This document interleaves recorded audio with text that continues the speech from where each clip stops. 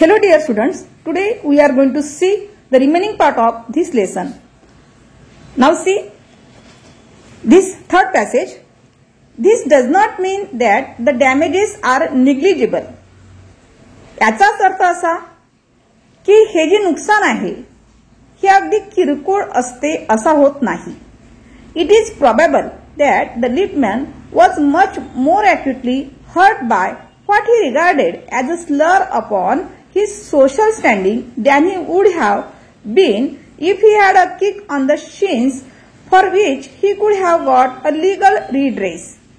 म्हणजेच काय, लिपमन हा कमालीचा दुखावला गेला असण्याची शक्यता नाकारता येत नाही, कारण त्याच्या दृष्टीने ती अशिष्ट वर्तणूक म्हणजे त्याच्या सामाजिक स्तराची केलेली अवहेलना म्हणजेच अपमान होता.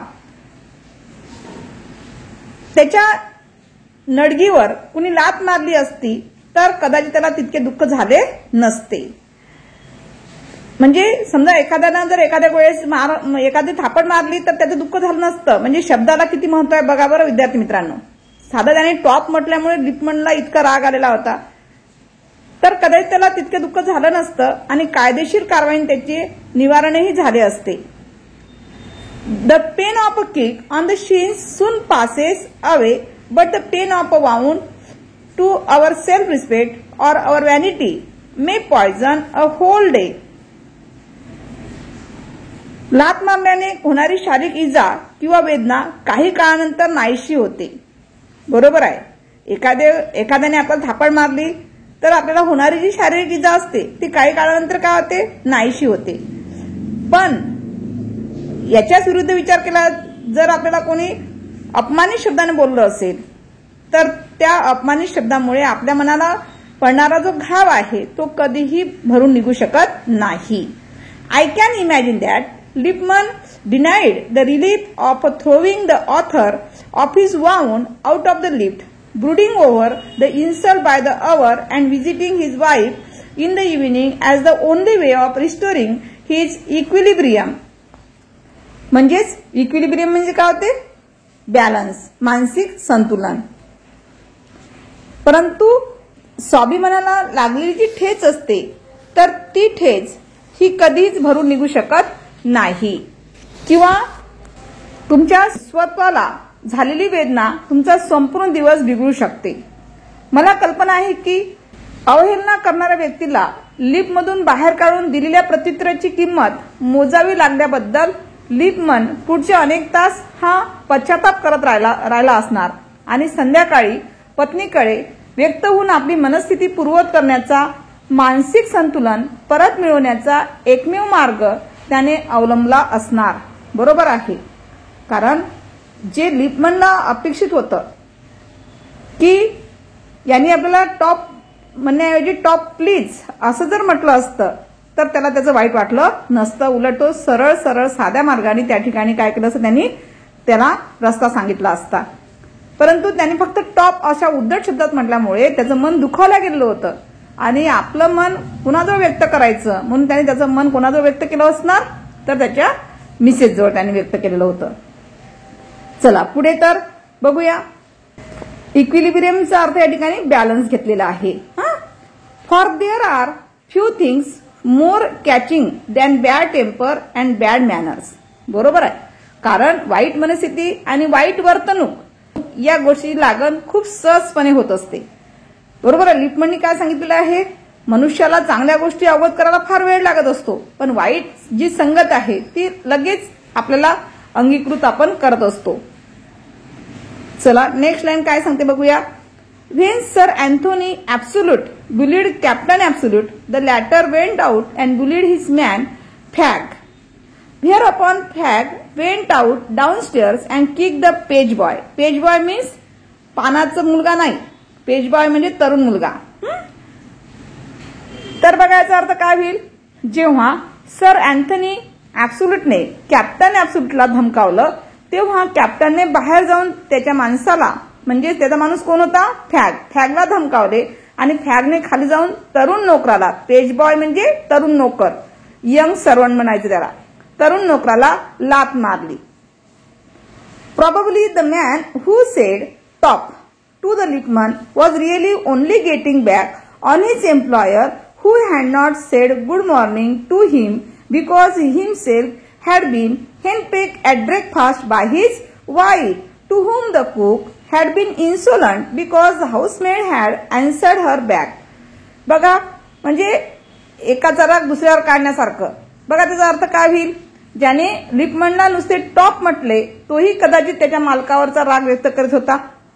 ज्याने त्याला गुड मॉर्निंग म्हटले नव्हते कारण त्याला त्याच्या बायकोने न्याहारीच्या वेळी सतावले होते, जिच्याशी स्वयंपाकीन करणारी बाई उद्धटपणाने वागली होती कारण तिला मोलकरीने उलट उत्तर दिले होते.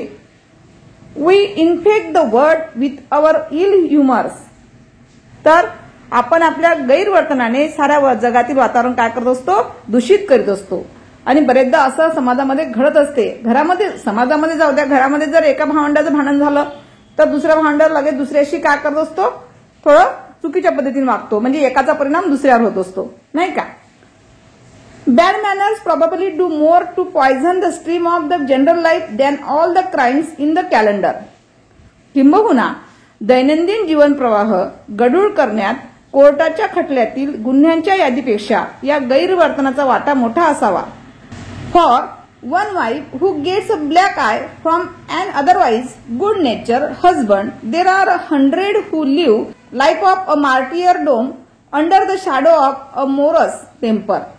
एरवी सुसंस्कृत असणाऱ्या नवऱ्याकडून होणारी शारीरिक हिंसा जेव्हा एखादी स्त्री सहन करीत असते तेव्हा इतर शेकडो स्त्रिया संतापी स्वभावाच्या छायेखाली हुतात्म्याची चिन्हे जगत असतात. तरी देखील कायदा आपल्या खासगी आयुष्यातील शिष्टाचाराचा, सभ्यतेचा संरक्षक होऊ शकत नाही. समाजामध्ये आजही आपल्याला अशी परिस्थिती पाहायला मिळते. But all the same the law cannot become the guardian of our private manners. घरातल्या घरगुती गोष्टीविषयी किंवा कुठल्या बोलण्याविषयी कायदा यामध्ये काही हस्तक्षेप करू शकत नाही.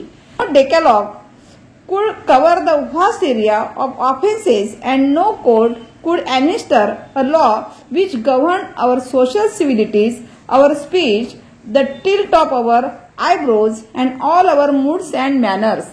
म्हणजेच काय? कोणत्याही धर्मग्रंथात अशा कित्येक अपराधांचा अंतर्भाव होऊ शकत नाही आणि कोणतेही न्यायालय किंवा कोर्ट आपली सामाजिक संस्कृती, आपली भाषा, आपले दुवर्तन आणि आपली मनस्थिती व शिष्टाचारावर नियंत्रण ठेवील असा कायदा अजूनपर्यंत अंमलात आणू शकत नाही. तर आता विद्यार्थी मित्रांनो, आपण आता या पॅसेजवरती काही हार्ड वर्ड्स बघूया. Let us see some difficult words. Acutely hurt means intensely hurt. म्हणजेच काय? खोलवर दुःख होणे. Redress means to set right or to remedy, कारवाई करणे. व्हॅनिटी means pride, म्हणजे स्वाभिमान. Brooding over. Brooding over means thinking anxiously, म्हणजेच कुडत राहणे किंवा पश्चाताप करत राहणे. Equilibrium means balance. या ठिकाणी अर्थ काय घेतलेला आहे? मानसिक संतुलन. बुलिड. बुलिड मीन्स थ्रिएटन, धमकावले. Henpeck means being control by and frighten of one's wife. पत्नीने सतावले म्हणजे बायकोने सतावणे. इन्सोलंट मीन्स एक्स्ट्रीमली रूड, अतिशय उद्धट. Calendar means a list of cases to be tried in court, म्हणजेच काय? खटल्यांची यादी. Morris means unhappy, चिडलेला. In this way we have seen third passage on this lesson. We will see the next part in the next video. Thank you.